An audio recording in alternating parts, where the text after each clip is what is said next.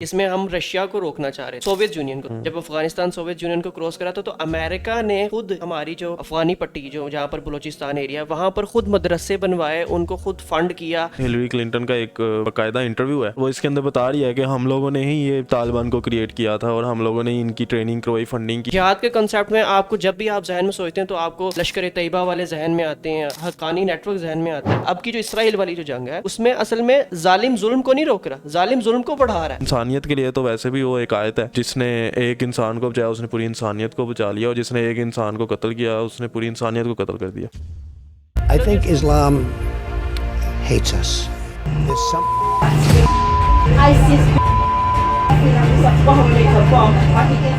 I can't see how anything will change over here, and it's impacting us.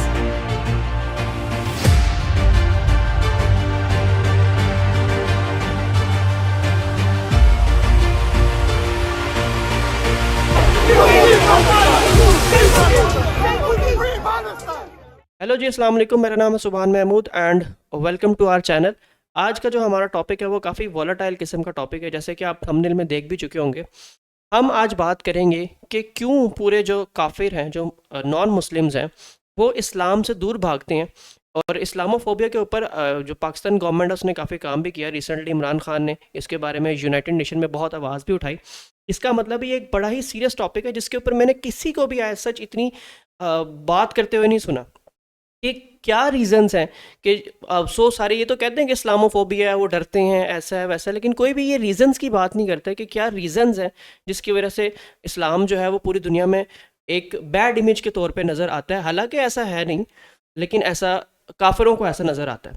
तो इसके बारे में उस्मान आप कुछ ऐड करना चाहें रीज़न्स में? जी, अस्सलाम वालेकुम। सबसे पहले तो मेरे मुताबिक कोई भी जो रिलीजन है उसको देखने के लिए जो आम तौर पे लोग जो एक प्रोसेस जिसके थ्रू वो किसी भी लेंस कह लो जिसके थ्रू वो रिलीजन को देखते हैं, उसमें वो ये नहीं देखते कि उस रिलीजन की क्या तालीमात हैं या उसकी क्या टीचिंग्स हैं।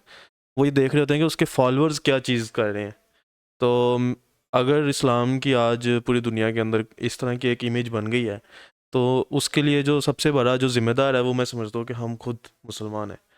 और आपको पता है कि पास्ट में, बल्कि अभी भी काफ़ी सारी तंजीमें ऐसी हैं जिन्होंने इस्लाम का गलत इस्तेमाल किया।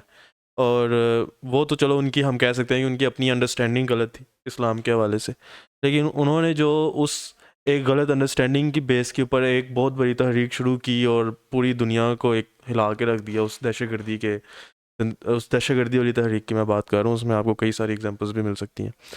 तो उसने पूरी दुनिया को हिला के रख दिया। अल्टीमेटली क्या हुआ, उसका नतीजा ये निकला कि लोग समझने लग गए कि शायद इस्लाम ही ये सिखाता है, जबकि इसके ऊपर कई सारे आपको ऐसे उलमा मिलेंगे। बल्कि खैर इसके ऊपर तो मेरा ख्याल है अब यूनानिमसली ही उलमा ने कह दिया हुआ है कि दहशतगर्दी जो है हो रही है वो इस्लाम के ख़िलाफ़ है।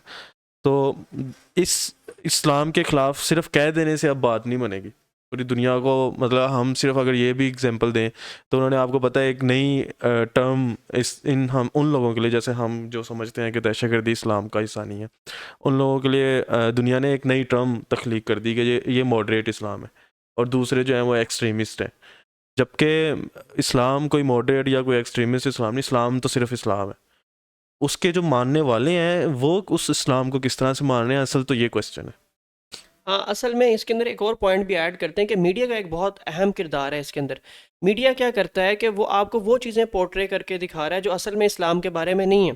जैसे कि हम जिहाद की बात करते हैं, जिहाद के कंसेप्ट में आपको जब भी आप जहन में सोचते हैं तो आपको वो नज़र आते हैं, लश्कर तैयबा वाले जहन में आते हैं, हक्कानी नेटवर्क जहन में आता है। लेकिन आप असल असल अगर देखें कि जो जेनोसाइड हो रहा है वो कहाँ हो रहा है, हर बंदे को पता है जेनोसाइड कहाँ हो रहा है, इसराइल और पैलेस्टीन में। अमेरिका ने कितने इराक में, ईरान में, हर जगह पे जंगें करवाई।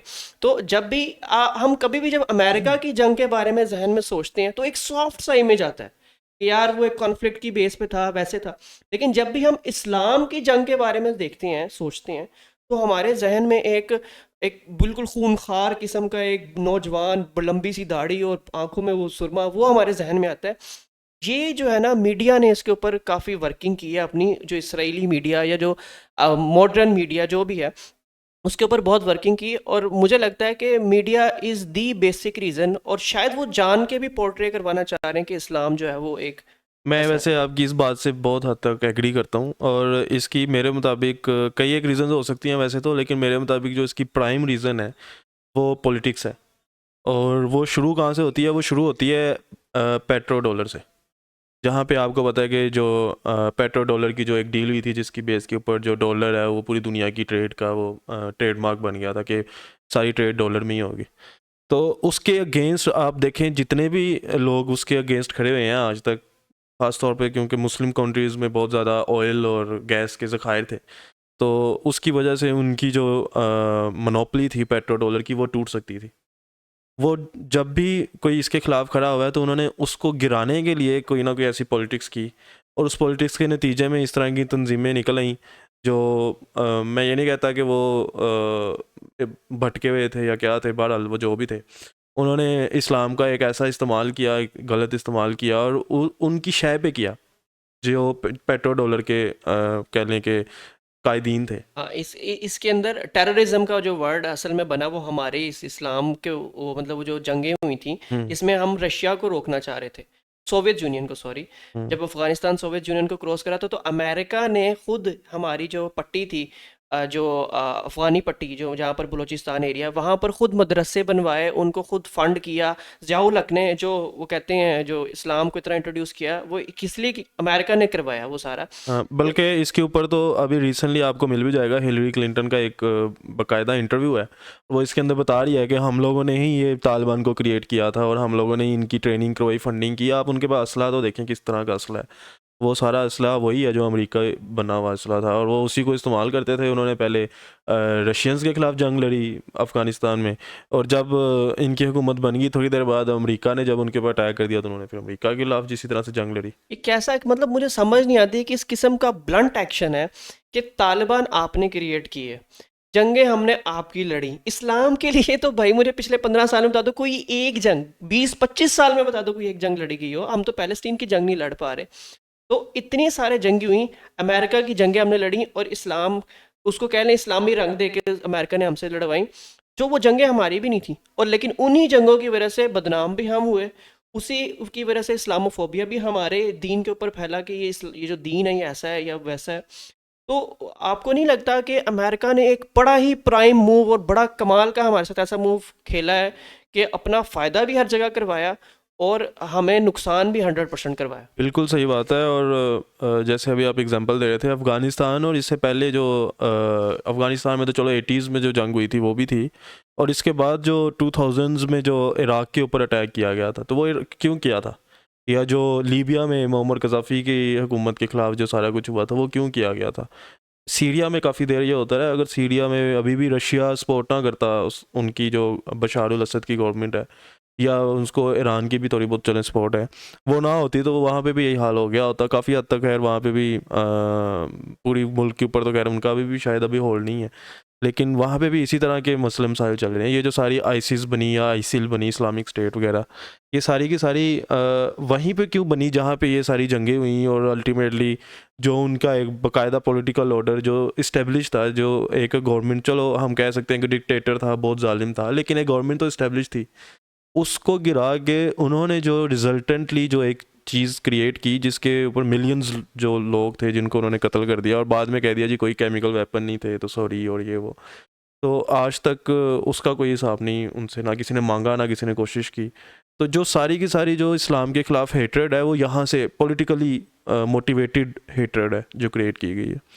उसका नेगेटिव इफ़ेक्ट क्या आया? उसका नेगेटिव इफ़ेक्ट ये आया कि जितने भी गैर मुस्लिम हैं उनको इसकी डिटेल, पॉलिटिकल डिटेल्स का शायद ना इतना आइडिया हो, हम क्योंकि उसके अफेक्टी हैं तो हमें ज़्यादा इसका आइडिया हो सकता है, उन्हें इतना आइडिया नहीं होगा। लेकिन अल्टीमेटली हुआ क्या कि उनके जहन के अंदर एक इमेज बन गया, उस इमेज का नतीजा ये निकला कि आम मुसलमान भी जो उन मुल्कों में जाते हैं, जो आम उधर के रहायशी हैं, वो भी उनके बारे में यही ख्याल करते हैं कि क्योंकि ये मुस्लिम है तो ये जो है ना वो दहशतगर्दी का सपोर्टर है, ये दहशतगर्द है, और वो उसके ख़िलाफ़ इस तरह के अपने जहन के अंदर वसवसे और इस तरह की चीज़ें पाल लेते हैं। अल्टीमेटली आपको पता है जिस तरह भी न्यूजीलैंड में एक वाक़या हुआ, इस तरह के कई सारे इस्लामोफोबिया के वाक़यात, इवन हमारे जो कई दोस्त जो यूरोपियन या वेस्टर्न कंट्रीज़ में रहते हैं वो भी बताते हैं कि उनके साथ गाहे बगाहे कुछ ना कुछ इस तरह के वाक़यात, इक्का दुक्का ही सही, हम ये नहीं कहते कि 100% हर बंदा ही इस तरह का उनके साथ कोई ना कोई सलूक करता है, लेकिन वाक़यात तो ज़रूर होते हैं। तो ये इस्लामोफोबिया जो है ये बहुत बड़ा मसला है बाहर की दुनिया के लिए। हाँ, लेकिन इस्लामोफोबिया हमने ये तो डिस्कस कर लिया कि इसकी क्या रीज़न्स हैं, और असल फाइनल रीज़न हम इसी पे आए हैं कि असल में ये इस्लामोफोबिया इनका खुद क्रिएट किया हुआ, अपनी आवाम को शायद पता नहीं है इस्लाम से डराना चाहते हैं या पॉलिटिकल वेपन है। हाँ, वो चाहते हैं कि जो इस्लाम है ना वो किसी तरीके से फैले ना, क्योंकि इन्हें पता है कि जब उम्मत मुस्लिमा जब इकट्ठे होती है तो वो फिर उन्होंने तो कुस्तुन दुनिया तक फतह कर लिया था जिसको वो नहीं फतह कोई कर पाता था। तो जब उन्हें पता नहीं, मुझे लगता है ये फियर है उनको कि ना किसी तरह अगर ये मुसलमान दोबारा इकट्ठे हो गए तो भाई इन्होंने तो हमारी ईंट से ईंट, क्योंकि मुसलमानों की एक एम्पायर्स की एक बहुत बड़ी हिस्ट्री रही है। ओटोमन एम्पायर, सल्जोक एम्पायर्स, उससे पहले इतने सारे फातमीद एम्पायर्स और पता नहीं कितने कितने एम्पायर्स थे जो मुसलमानों के, हम मुसलमान हमेशा एम्पायर्स की सूरत में ही रहा है। तो मुझे क्या लगता है कि वो इससे भी डरते हैं कि मुसलमान कहीं अपना एक एम्पायर ना बना ले, और इसीलिए उन्हीं सैंक्शंस को अप्लाई करने के लिए एक इस्लामोफोबिया फैलाया गया। और फिर उस इस्लामोफोबिया के मुताबिक अब ना आप अपनी आर्मी बहुत ज़्यादा बढ़ा सकते हैं, ना आप इकट्ठे बैठ सकते हैं कि कहीं यार, ये सबको यही लगता है कि जैसे ही दो मुसलमान मुल्क इकट्ठे बैठते हैं हर जगह पे ये कॉन्स्पिरेसीज फैलाना शुरू कर देते हैं कि यार ये लोग अटैक करने की सोच रहे हैं या ये जिहाद शुरू हो रहा है, और जिहाद के वर्ड को इतना बुरा कर दिया है ना। इसके बारे में कुछ बताएं कि ये जिहाद के वर्ड को जितना इन्होंने कर दिया है उसके बारे में कुछ। सबसे पहले तो जिहाद जो है वो अगर उसकी बेस के ऊपर जाया जाए तो ये एक जिद्दोजहद, कोशिश या इस तरह से इसके मानी बनते हैं। तो हमने इसको उन्होंने मतलब जब आप कुरान में भी पढ़ते हैं या आप हदीस में भी देखते हैं तो वो असल में इसका जो बेसिक जो मकसद है जिहाद का वो यही है कि आपने कोशिश करके जुल्म को ख़त्म करना है। उसका मकसद ये नहीं है कि आपने अपनी कोई एम्पायर इस्टेब्लिश करनी है, आपने कोई जुल्म जो आपकी बात नहीं मानता उनके ऊपर जुल्म करना है, आपने उनसे ज़बरदस्ती अपनी बात मनवानी है। इस तरह का कोई भी इस्लाम के अंदर कॉन्सेप्ट नहीं है, बल्कि इस्लाम के अंदर तो ये है कि कोई बंदा सरेंडर कर दे, उसने इस्लाम एक्सेप्ट किया या नहीं किया, सरेंडर कर दे तो आपने उसको कभी भी कत्ल नहीं करना, आपने उसको गिरफ़्तार कर सकते हैं, गिरफ़्तार करके भी आप उसको कैदी ज़्यादा देर नहीं रख सकते हो। जंग बदर का जो वाक़या आप हमारे सामने एक एग्जांपल है कि 10-10 मुसलमान बच्चों को पढ़ा दो और आप कैद से भी छूट जाओगे, या आप कुछ पैसे दे दो आप कैद से छूट जाओगे। तो इस्लाम में कभी भी इस तरह का कॉन्सेप्ट नहीं है कि हमने कोई अपनी लोगों को ज़बरदस्ती अपनी बात के ऊपर कायल करना है। हम तो इस्लाम तो कहता है कि आप उनको रीजनिंग दो, उनको दावत दो, वो मानते हैं तो ठीक है, नहीं मानते तो वो भी इंसान है और इंसानियत के लिए तो वैसे भी वो एक आयत है कि जिसने एक इंसान को बचाया उसने पूरी इंसानियत को बचा लिया, और जिसने एक इंसान को कत्ल किया उसने पूरी इंसानियत को कत्ल कर दिया। तो सेकंड ये कि इसका जो जिहाद का जो ओवरऑल जो एक कॉन्सेप्ट बन गया हुआ है लोगों के जहन के अंदर, ख़ासतौर पे नॉन मुस्लिम्स के अंदर, वो बहुत नेगेटिव यहीं से फैला है। क्योंकि ये जो सारी आईसिस या जो टेररिस्ट ऑर्गेनाइजेशंस थी, इन्होंने जो अपनी सारी काम को जस्टिफाई करने के लिए जो वर्ड यूज़ किया था वो जिहाद ही था। तो अल्टीमेटली इसका इस वजह से उनके जहन के अंदर नेगेटिव इफेक्ट आ गया। अच्छा, तो इसके बारे में अब हम लोग एंड पे आते हैं कि क्या तरीके हो सकते हैं कि जिससे हम इस्लामोफोबिया को कम कर सकें। पहले मैं ऐड करता हूँ फिर आप ऐड कर लेगा क्योंकि मैं ही होस्ट हूँ। अच्छा, तो पहला ये कि मुझे लगता है कि सोशल मीडिया का जो यूज़ है वो बड़े अच्छे तरीके से करना, और अपने जहन में हमेशा रखना कि मैंने गोरे के जहन में ये बात डालनी है कि भाई आपने भी बहुत कुछ बुरा किया था। वर्ल्ड वॉर 1, वर्ल्ड वॉर 2, हमने जो अभी इधर टेररिस्ट में कोई मैक्सिमम 2000 थी, चलो 1 लाख बंदा हमने मार दिया। वर्ल्ड वॉर 1 और वर्ल्ड वॉर 2 में उस पर मेरी वीडियोज़ हैं, उसमें कितने बंदे हमने मारे, ठीक है। और किसने मारे? यूरोप में सारी, कोई एक भी मुस्लिम मुल्क उसके अंदर शामिल नहीं था। पहले वाले में ओटोमन एम्पायर था, दूसरे वाले में तो नहीं था ना, ठीक है। तो ये कि आपका जो आपकी तारीख है वो हमारे वाक़यात और जो आपके वाक़यात हैं वो बहुत ज़्यादा है, ठीक है। तो हमें सोशल मीडिया पे ये बार बार ये गोरे को और हर जगह पे ट्विटर पे इन जगहों पे ये बात बताने की ज़रूरत है कि भाई एक तो हम दोनों बराबर नहीं है, बल्कि आप हम खून रेजी में हमसे आगे हैं। सेकंड बात ये कि उन्हें ये बताने की ज़रूरत है कि हमारी जंग का जो मकसद था वो वही जो आपने भी बात की कि हमारी जंग का मकसद था जुल्म को रोकना, और आप जालिम थे और हमने आपको जुल्म करने से रोका। लेकिन अब की जो जंगें होती हैं उसमें जालिम जीत रहा होता है और मजलूम, अब की जो इसराइल वाली जो जंग है उसमें असल में जालिम जुल्म को नहीं रोक रहा, जालिम जुल्म को बढ़ा रहा है। हमारी जंग का मकसद क्या था? जालिम के जुल्म को कम करना, ठीक है। तो इसके बारे में हर जगह पे पोस्ट करें, हर जगह पे बताएं, हर जगह पे ये ओपिनियन फैलाएं, क्योंकि अब सोशल मीडिया का दौर, जितना असल में अब गेम ही सिर्फ माइंड की गेम है कि अगर आपने किसी का माइंड जीत लिया तो समझ लें आपने उसको जीत लिया, फतह कर लिया, उस स्टेट को ही फतह कर लिया। तो मेरी तरफ से मुझे लगता है कि यही एक तरीका है जिसके ज़रिए चीज़ों को बेहतर किया जा सकता है। बाकी अगर उस्मान आप इसमें कुछ ऐड करना चाहें। मैं सबसे पहले इसमें एक चीज़ ऐड करना चाहूँगा कि जो हमारे मुस्लिम्स हैं, सबसे पहले उनको अपनी हिस्ट्री पढ़ने की बहुत ज़्यादा ज़रूरत है। अगर उनको अपना बैकग्राउंड पता होगा तो वो उसकी बेस के ऊपर लोगों के साथ आर्ग्यू भी कर सकते हैं, उनको कायल कर सकते हैं, कन्विंस कर सकते हैं। तो जैसे अभी आपने एग्जांपल दी कि हमारी जो जंगें थी वो जालिम के ख़िलाफ़ थी। फॉर एग्जांपल बदर की जो जंग थी वो कुफ़ार हमारे ऊपर हमला करने आए थे, हम नहीं गए थे। जंग खंदक में वो हमारे ऊपर हमला करने आए थे, हम नहीं गए थे। ये तो खैर अल्लाह के नबी सल्लल्लाहु अलैहि वसल्लम के दौर की बात हो गई। आप अभी ये सलाहुद्दीन अय्यूबी की वाक़या ही देख लें सिर्फ, कि सलाहुद्दीन अय्यूबी ने जब बैतुल मक़दस को फ़तह किया तो उन्होंने हर बंदे को आम माफ़ी का ऐलान कर दिया, और उसके बदले जब सलीबियों ने यानी क्रिश्चियंस ने जब उसको फ़तह किया था उधर उन्होंने खून की नहरें बहा दी थी। और इसके अलावा उन्होंने कितने जुल्म किया, अगर आप हिस्ट्री निकाल के देखें, न्यूक्लियर अटैक किसने किया था? मुस्लिम्स ने नहीं किया था। पहली दफ़ा कितने लोगों को मारा।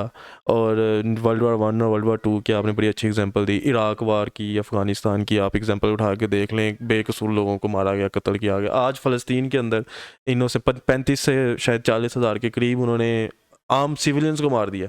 मतलब कितने हमास के लोग मारे होंगे कोई पता नहीं है।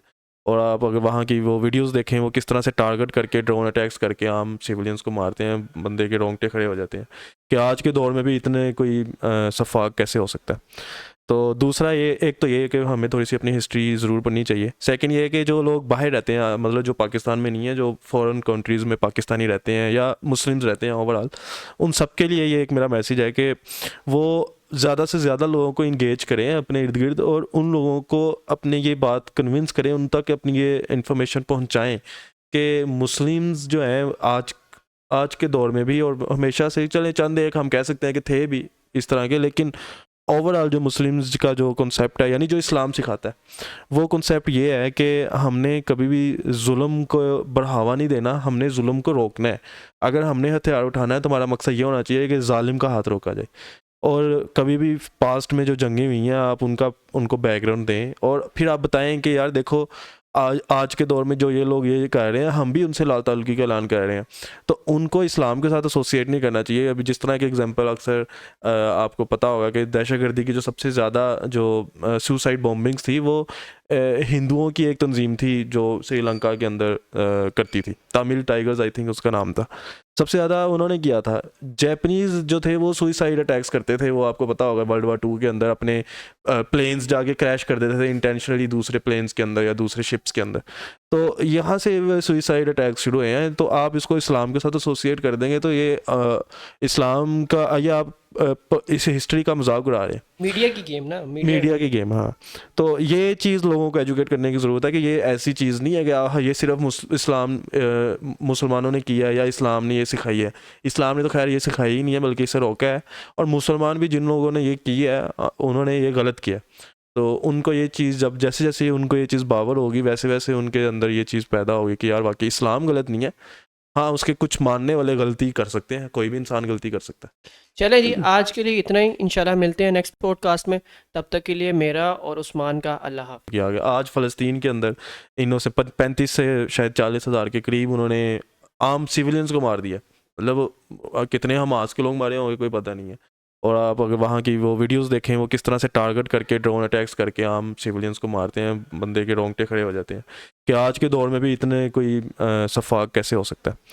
तो दूसरा ये, एक तो ये है कि हमें थोड़ी सी अपनी हिस्ट्री ज़रूर पढ़नी चाहिए। सेकंड ये है कि जो लोग बाहर रहते हैं, मतलब जो पाकिस्तान में नहीं है, जो फॉरेन कंट्रीज़ में पाकिस्तानी रहते हैं या मुस्लिम्स रहते हैं ओवरऑल, उन सब के लिए ये एक मेरा मैसेज है कि वो ज़्यादा से ज़्यादा लोगों को इंगेज करें अपने इर्द गिर्द, और उन लोगों को अपने ये बात कन्विंस करें, उन तक अपनी ये इन्फॉर्मेशन पहुँचाएँ कि मुस्लिम्स जो हैं आज के दौर में भी, और हमेशा से चले, चंद एक हम कह सकते हैं कि थे भी इस तरह के, लेकिन ओवरऑल जो मुस्लिम्स का जो कॉन्सेप्ट है, यानी जो इस्लाम सिखाता है, वो कॉन्सेप्ट ये है कि हमने कभी भी जुल्म को बढ़ावा नहीं देना, हमने जुल्म को रोकना है। अगर हमने हथियार उठाना है तो हमारा मकसद ये होना चाहिए कि जालिम का हाथ रोका जाए। और कभी भी पास्ट में जो जंगें हुई हैं आप उनको बैकग्राउंड दें, और फिर आप बताएं कि यार देखो आज के दौर में जो ये लोग ये कर रहे हैं, हम भी उनसे लाल ताल्लुकी का ऐलान कर रहे हैं, तो उनको इस्लाम के साथ एसोसिएट नहीं करना चाहिए। अभी जिस तरह के एग्जांपल अक्सर आपको पता होगा कि दहशतगर्दी की जो सबसे ज़्यादा जो सुसाइड बॉम्बिंग्स थी वो हिंदुओं की एक तंजीम थी जो श्रीलंका के अंदर करती थी, तमिल टाइगर्स आई थिंक उसका नाम था। सबसे ज़्यादा उन्होंने किया था। जैपनीज़ जो थे वो सुसाइड अटैक्स करते थे, वो आपको पता होगा वर्ल्ड वार 2 के अंदर अपने प्लेन्स जाके क्रैश कर देते थे इंटेंशनली दूसरे प्लेन्स के अंदर या दूसरे शिप्स के अंदर। तो यहाँ से सुसाइड अटैक्स शुरू हुए हैं। तो आप इसको इस्लाम के साथ एसोसिएट कर देंगे तो ये इस्लाम का, ये आप इस हिस्ट्री का मजाक उड़ा रहे हैं। मीडिया की गेम ना, मीडिया की गेम, हाँ। तो ये चीज़ लोगों को एजुकेट करने की ज़रूरत है कि ये ऐसी चीज़ नहीं है कि ये सिर्फ इस्लाम मुसलमानों ने किया है या इस्लाम ने ये सिखाई है। इस्लाम ने तो खैर ये सिखाई ही नहीं है, बल्कि इसे रोका है। और मुसलमान भी जिन लोगों ने ये किया है उन्होंने ये गलत किया। तो उनको ये चीज़ जब जैसे जैसे उनको ये चीज़ बावर होगी वैसे वैसे उनके अंदर ये चीज़ पैदा होगी कि यार वाकई इस्लाम गलत नहीं है। हाँ, उसके कुछ मानने वाले गलती कर सकते हैं, कोई भी इंसान गलती कर सकता है। चले जी, आज के लिए इतना ही। इंशाल्लाह मिलते हैं नेक्स्ट पॉडकास्ट में। तब तक के लिए मेरा और उस्मान का अल्लाह हाफिज़।